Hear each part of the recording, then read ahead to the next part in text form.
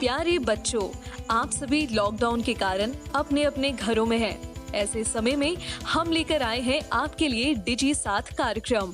इसके माध्यम से आप प्रत्येक दिन सोमवार से शुक्रवार तक पूर्वाह्न 10 से 12 तथा अपराह्न 1 से 2 बजे तक अपने अपने कक्षाओं के अनुरूप कार्यक्रम देख सकेंगे। स्कूली शिक्षा एवं साक्षरता विभाग, झारखंड। नमस्ते दोस्तों, आप सबका झारखंड सरकार के डीजी साथ प्रोग्राम में स्वागत है। आइए देखते हैं कि आज हम क्या पढ़ेंगे।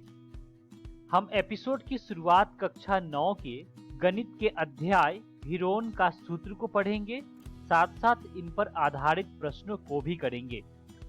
ठीक इसके बाद कक्षा 11 में गणित के ही अध्याय त्रिकोणमितीय फलन को पढ़ेंगे और इसके बाद हम इन पर आधारित प्रश्नों को भी करेंगे। तो आइए शुरू करते हैं हम अपना प्रोग्राम डीजी साथ। अब पढ़ाई नहीं रुकेगी।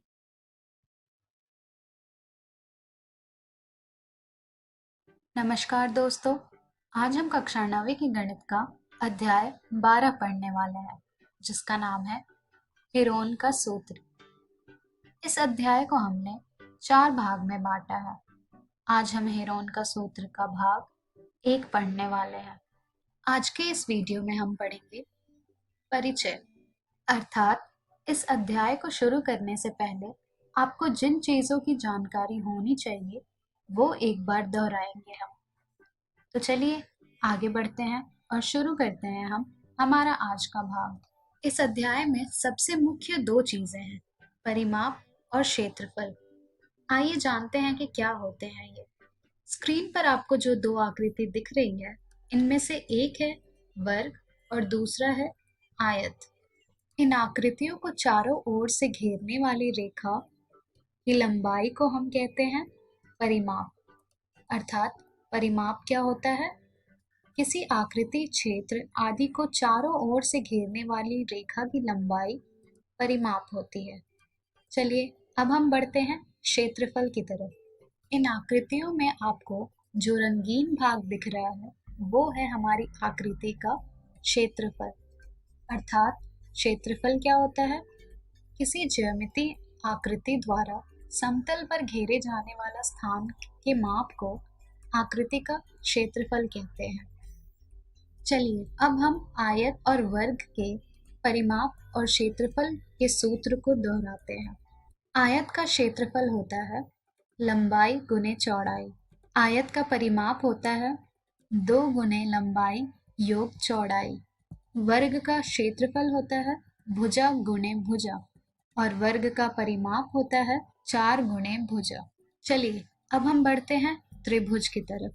स्क्रीन पर आप जो आकृतियां देख रहे हैं ये सभी त्रिभुज की आकृतियां हैं और त्रिभुज की परिमाप निकालने के लिए हम तीनों भुजाओं की लंबाई का योग करते हैं, जैसा कि आप सबने अपनी पिछली कक्षाओं में किया होगा त्रिभुज का परिमाप निकालने के लिए।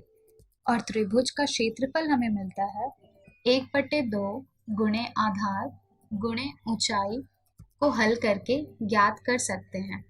अभी तक त्रिभुज का क्षेत्रफल निकालने के लिए हम इस सूत्र का प्रयोग करते हैं। चलिए अब हम इस सूत्र पर आधारित कुछ प्रश्न हल करते हैं। हमारा पहला प्रश्न है, मान लीजिए कि एक समकोण त्रिभुज ABC की भुजाएं 5 सेंटीमीटर, 12 सेंटीमीटर और 13 सेंटीमीटर है। तब त्रिभुज का क्षेत्रफल ज्ञात कीजिए। चलिए अब हम इस प्रश्न को हल करते हैं। सबसे पहले हम एक त्रिभुज बनाएंगे ABC, जिसकी भुजाएं होंगी 5 सेंटीमीटर, 12 सेंटीमीटर और 13 सेंटीमीटर। और जैसा कि आपने पढ़ा है, त्रिभुज का क्षेत्रफल हम 1/2 गुणे आधार गुणे ऊंचाई को हल करके ज्ञात कर सकते हैं। हमारे त्रिभुज ABC में आधार होगा हमारा 5 सेंटीमीटर का और ऊंचाई होगी हमारी 12 सेंटीमीटर की। तो चलिए इनका मान हम त्रिभुज का क्षेत्रफल में प्रतिस्थापित करते हैं और त्रिभुज का क्षेत्रफल ज्ञात करते हैं, जिससे हमें मिल जाएगा 1/2 गुणे 5 गुणे 12 सेंटीमीटर वर्ग। जिसे हल करने पर हमें मिल जाएगा 30 सेंटीमीटर वर्ग। यानी हमारे त्रिभुज ABC का क्षेत्रफल होगा 30 सेंटीमीटर वर्ग। चलिए अब हम बढ़ते हैं हमारे दूसरे प्रश्न की तरफ, जो कि है भुजा 10 सेंटीमीटर के समबाहु त्रिभुज का क्षेत्रफल ज्ञात कीजिए। तो चलिए सबसे पहले हम एक समबाहु त्रिभुज बनाएंगे जिसकी भुजा होगी 10 सेंटीमीटर की। ये रही हमारी समबाहु त्रिभुज PQR, जिसकी तीनों भुजाएं हैं 10 सेंटीमीटर की। और त्रिभुज का क्षेत्रफल हम 1/2 गुणे आधार गुणे ऊंचाई करके ज्ञात कर सकते हैं। पर इस प्रश्न में हमारे पास आधार का मान है परंतु ऊंचाई का मान नहीं है। तो पहले हम त्रिभुज PQR की ऊंचाई ज्ञात करेंगे। त्रिभुज PQR की ऊंचाई ज्ञात करने के लिए हमें भुजा QR की मध्य बिंदु प्राप्त करनी होगी, जो कि होगा M, जो भुजा QR को 2 बराबर भागों में बांट रही होगी, जिससे कि हमें मिल जाएगा QM बराबर MR बराबर 5 सेंटीमीटर का। अब हम मध्य बिंदु M और P को मिलाएंगे। जब हम मध्य बिंदु M और P को मिलाएंगे तो हमें दिखेगा कि त्रिभुज PMQ समकोण त्रिभुज है, जिसका आधार है 5 सेंटीमीटर और कर्ण है 10 सेंटीमीटर। पर हमें त्रिभुज PMQ की ऊंचाई नहीं पता है, तो पाइथागोरस प्रमेय द्वारा हमें मिल रहा है PQ का वर्ग बराबर PM का वर्ग जमा QM का वर्ग। जब हम इन सभी के मानों को प्रतिस्थापित करेंगे तो हमें मिलेगा 10 का वर्ग बराबर PM का वर्ग योग 5 का वर्ग, अर्थात QM बराबर है MR के, जो कि है 5 सेंटीमीटर के, जिसे हल करने पर हमें मिल जाएगा PM का वर्ग बराबर 100 घटा 25, यानी कि PM का वर्ग है हमारा 75, जिससे हमें मिल जाएगा PM बराबर वर्गमूल 75, जिसे हल करने पर हमें मिल जाएगा 5 गुणे वर्गमूल 3 सेंटीमीटर, यानी कि PM की लंबाई है 5 गुणे वर्गमूल 3 सेंटीमीटर और यही लंबाई होगी हमारे त्रिभुज PQR की। तो चलिए अब हमारे पास त्रिभुज का आधार भी है और ऊंचाई भी है, तो इनके मान को प्रतिस्थापित करके हम त्रिभुज का क्षेत्रफल ज्ञात कर सकते हैं, जिससे हमें मिल जाएगा त्रिभुज PQR का क्षेत्रफल बराबर 1/2 गुणे आधार गुणे ऊंचाई, जिसे हल करने पर हमें मिल जाएगा 1/2 गुणे 10 गुणे 5 गुणे वर्गमूल 3 सेंटीमीटर का वर्ग, जिसे हल करने पर हमें मिल जाएगा 25 गुणे वर्गमूल 3 सेंटीमीटर वर्ग। तो इस तरह हमने त्रिभुज PQR की क्षेत्रफल ज्ञात की, जो कि है 25 गुणे वर्गमूल 3 सेंटीमीटर वर्ग। तो इसी प्रकार से यदि आपको किसी त्रिभुज का क्षेत्रफल ज्ञात करना हो तो आप 1/2 गुणे आधार गुणे ऊंचाई को हल करके प्राप्त कर सकते हैं। मान लीजिए कि आपको एक विषमबाहु त्रिभुज की भुजाओं की लंबाई ज्ञात है परंतु ऊंचाई ज्ञात नहीं है, तो क्या अब भी आप इसका क्षेत्रफल ज्ञात कर सकते हैं? चलिए एक उदाहरण देखते हैं। यदि आपके पास एक त्रिभुजाकार पार्क है जिसकी भुजाएं 40 सेंटीमीटर, 32 सेंटीमीटर और 24 सेंटीमीटर मापी गई है, आप इसका क्षेत्रफल किस प्रकार ज्ञात करेंगे? इसका हल हम आपको हमारी अगली वीडियो में बताएंगे। तो आज के इस वीडियो में हमने सीखा हीरोन का सूत्र का परिचय। हम हमारी अगली वीडियो में जानेंगे त्रिभुज का क्षेत्रफल हीरोन के सूत्र द्वारा।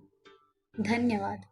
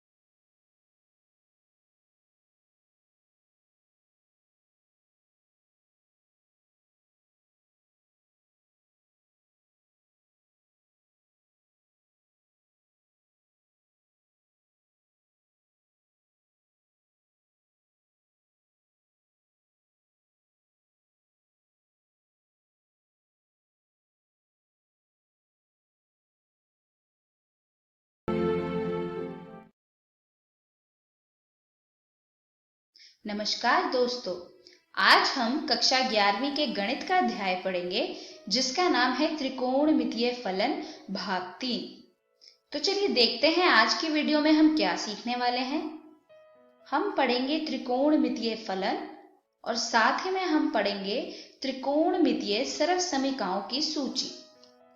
तो चलिए शुरू करते हैं आज का लेक्चर त्रिकोणमितीय फलन से। दोस्तों, अब तक हमने ये जान लिया कि हमारे पास 6 त्रिकोणमितीय फलन हैं, यानी कि साइन, कॉस, टैन और साथ ही में उनके पारस्परिक फलन जैसे कि कोसिकेंट, सीकेंट और कॉट। इस चार्ट में हम अलग अलग कोण के लिए साइन, कॉस और टैन के फलन का मान देखेंगे। इनके पारस्परिक फंक्शंस यानी कि रेसिप्रोकल फंक्शंस का मान हम इन्हीं फंक्शन के मान को 1 से भाग करके निकाल सकते हैं। शुरू करते हैं साइन से। दोस्तों, साइन एक्स का 0 डिग्री पर मान 0 होगा। π/6 यानी 30 डिग्री पर साइन एक्स का मान 1/2 होगा। π/4 यानी 45 डिग्री पर साइन एक्स का मान होगा 1/√2। इसी तरह से π/3 यानी कि 60 डिग्री पर साइन एक्स का मान √3/2 होगा। π/2 पर इसका मान 1 है। पाई पर इसका मान 0 हो जाता है। इसी तरह से 3π/2 पर इसका मान -1 और 2π पर इसका मान फिर से 0 हो जाता है। और यदि आप ध्यान दें तो आप ये जान सकते हैं कि साइन एक्स का मान 0, 1 और -1 तक जाकर दोबारा 0 पर आ जाता है, यानी कि साइन एक्स का मान -1 से 1 के बीच में ही होता है। इसी तरह से अगर आप cos x की बात करें तो cos 0 पर इसका मान 1 होगा। इसी तरह आप cos x का अलग अलग कोण पर मान नोट कर लीजिए। cos π/2 पर इसका मान 0 है, यानी कि जब sin x का मान अधिकतम है तभी cos x का मान न्यूनतम है। इसी तरह से cos π पर cos x का मान -1, cos 3π/2 पर इसका मान 0 और cos 2π पर इसका मान 1 है। दोस्तों, अलग अलग कोण पर tan x का मान निकालना बहुत ही सरल है। किसी एक कोण पर tan x का मान निकालने के लिए हम उसी कोण पर सबसे पहले sin x और cos x का मान निकालेंगे और फिर sin x/cos x कर देंगे। जैसे कि tan 0 पर tan x का मान होगा 0। अब ये कैसे आया? sin 0 = 0, cos 0 = 1 और 0/1 = 0। इसी तरह से tan π/6 यानी कि 30 डिग्री पर इसका मान 1/√3 होगा। अब ये कैसे आया? sin π/6 होता है 1/2 और cos π/6 होता है √3/2। अब इन दोनों क्वांटिटीज को अगर हम भाग कर देंगे तो tan x at π/6 बराबर होगा 1/√3। इसी तरह से tan 45 यानी π/4 बराबर 1 होगा। tan π/3 यानी tan 60 बराबर √3 होगा। और इसी तरह से tan π/2 यानी sin π/2 बटे cos π/2 जो होगा 1/0। और हम जानते हैं हम इसे इन्फिनिटी बोलते हैं यानी नॉट डिफाइंड। इसी तरह से tan π बराबर 0। आप इन सभी फंक्शंस के अलग अलग कोण पर मान नोट कर लीजिए। चलिए आगे बढ़ते हैं। दोस्तों, इस स्लाइड के शीर्षक को हम बाद में समझेंगे। चलिए पहले चतुर्थांश के बारे में पढ़ते हैं। दोस्तों, हमें पता है कि कोऑर्डिनेट एक्सिस यानी कि निर्देशांक अक्ष को हम 4 चतुर्थांश में बांटते हैं। अगर हम पहले चतुर्थांश की बात करें यानी कि वो चतुर्थांश जिसमें x और y एक्सिस यानी कि दोनों ही अक्षरेखा पॉजिटिव होती हैं, उस चतुर्थांश में सभी त्रिकोणमितीय फलन धनात्मक होते हैं, यानी all trigonometric functions are positive. इसी तरह से दूसरे चतुर्थांश में सिर्फ sin x और कोसेकेंड x धनात्मक होंगे यानी पॉजिटिव होंगे और बाकी सारे के सारे त्रिकोणमितीय फलन नेगेटिव होंगे। तीसरे चतुर्थांश में tan x और cot x धनात्मक होंगे और बाकी सभी फलन नेगेटिव होंगे। और चौथे चतुर्थांश में cos x और secant x धनात्मक होंगे और इसके अलावा बाकी सभी त्रिकोणमितीय फलन ऋणात्मक होंगे यानी नेगेटिव। अब इसे सरलता से याद रखने का तरीका इस स्लाइड के ही शीर्षक में छिपा है, यानी सभी साथ टहला करो। सभी का स यानी पहले चतुर्थांश में सभी त्रिकोणमितीय फलन धनात्मक है। साथ का सा यानी दूसरे चतुर्थांश में sin x और उसका पारस्परिक फलन जो है कोसेकेंड x धनात्मक है और बाकी सभी फलन ऋणात्मक है। तीसरे चतुर्थांश का ट यानी tan x और उसका पारस्परिक फंक्शन जो है cot x वो धनात्मक होंगे और बाकी सभी त्रिकोणमितीय फलन ऋणात्मक होंगे। और करो का क यानी चौथे चतुर्थांश में cos फंक्शन और उसका पारस्परिक फंक्शन यानी secant x धनात्मक और बाकी सभी फलन ऋणात्मक। चलिए इसे एक बार फिर से दोहरा लेते हैं। पहले चतुर्थांश में सभी त्रिकोणमितीय फलन धनात्मक यानी पॉजिटिव हैं। दूसरे चतुर्थांश में सिर्फ साइन और कोसेकेंड धनात्मक हैं यानी पॉजिटिव और बाकी सभी फलन नेगेटिव हैं। तीसरे चतुर्थांश में tan x और cot x पॉजिटिव और बाकी सभी फलन नेगेटिव। और चौथे चतुर्थांश में cos x और उसका पारस्परिक फंक्शन यानी secant x पॉजिटिव और बाकी सभी फलन नेगेटिव। तो चलिए आगे बढ़ते हैं। अगला टॉपिक है त्रिकोणमितीय सर्वसमीकरण। आइए सबसे पहले जानते हैं सम विषम सर्वसमीकरणों के बारे में। दोस्तों, क्या आप जानते हैं कि अगर हम cos फंक्शन का कोण नेगेटिव कर दें तो cos फंक्शन के मान में कोई भी बदलाव नहीं आएगा। इसी तरह से cos फंक्शन का पारस्परिक फंक्शन यानी कि secant फंक्शन के कोण में अगर हम एक नेगेटिव साइन लगा दें तो secant फंक्शन के मान में भी कोई बदलाव नहीं आएगा। तो दोस्तों, ये दोनों होंगे सम सर्वसमीकरण, क्योंकि इन दोनों के कोण में नेगेटिव साइन लगाने के बाद भी इनके मान में कोई परिवर्तन नहीं आता। पर अगर हम बाकी फंक्शंस की बात करें यानी कि साइन, कॉस, टैन और कॉट, इन चारों फंक्शंस में इनके कोण के साथ एक नेगेटिव साइन लगाने के बाद इन फंक्शंस का मान बदल जाता है, यानी इन फंक्शन के मान में एक नेगेटिव साइन आ जाता है। तो ये चारों फंक्शन विषम सर्वसमीकरणों की सूची में शामिल हो जाते हैं। चलिए बढ़ते हैं अगले टॉपिक की ओर, जिसका नाम है संदर्भ कोण। दोस्तों, इस टॉपिक को हम एक एक चतुर्थांश के साथ पढ़ेंगे। सबसे पहले हम शुरू करते हैं पहले चतुर्थांश से। दोस्तों, पहले चतुर्थांश में theta dash is equal to theta, यानी कि 0 डिग्री से 90 डिग्री के बीच कोण के मान में परिवर्तन नहीं होगा। अब मान लीजिए कि ये रेखा एक्स एक्सिस के साथ 30 डिग्री का कोण बना रही है, और जैसे कि हम जानते हैं कि एक इकाई वृत्त में किसी भी बिंदु के निर्देशांक को हम cos थीटा, sin थीटा से लिख सकते हैं। थीटा यानी कि वो रेखा एक्स एक्सिस के साथ कितना कोण बनाती है।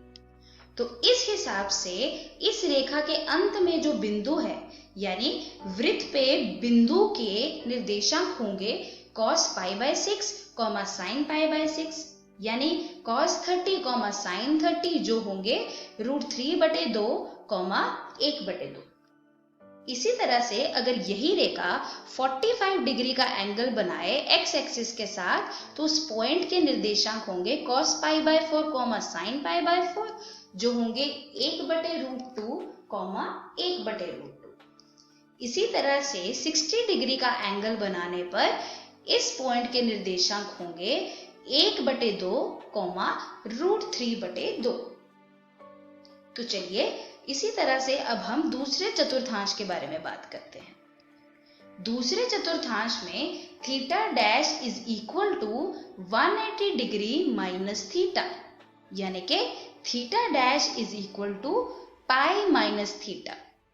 इसका मतलब ये है कि दूसरे चतुर्थांश में हम कोण को 180 डिग्री में से माइनस करके लिखेंगे। जैसे कि ये लाइन 120 डिग्री का एंगल बना रही है एक्स एक्सिस के साथ, तो इस वृत्त पर इस बिंदु के निर्देशांक होंगे cos 2π/3, sin 2π/3 यानी -1/2, √3/2। और यदि यही लाइन 135 डिग्री का एंगल बनाए तो इस पॉइंट के निर्देशांक होंगे cos 3π/4, sin 3π/4 यानी -1/√2, 1/√2। यदि यही रेखा 150 डिग्री का कोण बनाए तो इसके निर्देशांक होंगे -√3/2, 1/2। और यदि यही रेखा 180 डिग्री का कोण बनाए तो इसके निर्देशांक होंगे -1, 0। तो चलिए इसी तरह से हम तीसरे चतुर्थांश के बारे में बात करते हैं। तीसरे चतुर्थांश में कोण का मान होगा थीटा डैश बराबर थीटा प्लस 180 डिग्री, यानी कि थीटा डैश बराबर थीटा प्लस पाई। यानी कि तीसरे चतुर्थांश में हम एंगल को 180 डिग्री से ऐड करके लिखेंगे। जैसे कि ये रेखा पॉजिटिव एक्स एक्सिस के साथ 210 डिग्री का कोण बना रही है, तभी अगर हम वामाव्रत दिशा की बात करें यानी एंटी क्लॉकवाइज डायरेक्शन में चले, और यही रेखा -150 डिग्री का कोण बनाएगी अगर हम दक्षिणावर्त दिशा में जाएं यानी कि क्लॉकवाइज डायरेक्शन में। तो इस हिसाब से 210 डिग्री बराबर -150 डिग्री। आप अगर ध्यान दें तो 210 और 150 का जो सम होगा वो पूरा 360 के बराबर होगा। इसी तरह से इस पॉइंट पर 225 डिग्री बराबर किसके होगी? -135 डिग्री के। और इस पॉइंट पर 240 डिग्री बराबर -120 डिग्री, और इस पॉइंट पर 270 डिग्री बराबर किसके होगी? -90 डिग्री। तो चलिए अब बात करते हैं आखिरी चतुर्थांश की। दोस्तों चौथे चतुर्थांश में थीटा डैश बराबर होता है 360 डिग्री माइनस थीटा, यानी कि थीटा डैश बराबर 2π माइनस थीटा।